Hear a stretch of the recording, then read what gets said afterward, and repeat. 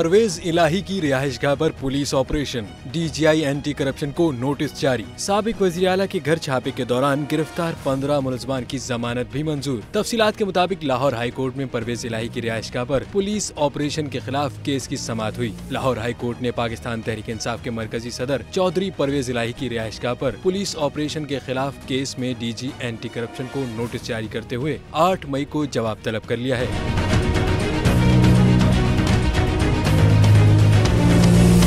रासिख इलाही के वकील आमिर सईद राय ने दलाइल देते हुए मौक़िफ़ इख्तियार किया कि साबिक वज़ीर आला के घर गैर कानूनी तौर पर पुलिस ऑपरेशन किया गया। लाहौर हाई कोर्ट से जमानत के बावजूद परवेज इलाही की गिरफ्तारी की कोशिश की गई। उन्होंने कहा कि परवेज इलाही के घर छापा अदालती हुक्म की वाज़ेह खिलाफ वर्जी है। दरख्वास्त में इस्तदा की गई कि अदालत चीफ सेक्रेटरी को जिम्मेदारों के खिलाफ कार्रवाई का हुक्म दे। अदालत पुलिस को परवेज इलाही की गिरफ्तारी से रोकने का हुक्म दे। दूसरी जानिब लाहौर की इंसदाद दहशतगर्दी अदालत ने चौधरी परवेज इलाही के घर छापे के दौरान गिरफ्तार 15 मुलजमान की जमानत मंजूर करते हुए उन्हें रिहा करने के अहकाम जारी कर दिए। अदालत ने मुलजमान को 1-1 लाख रुपए की मचल के जमा करवाने का हुक्म भी दे दिया है।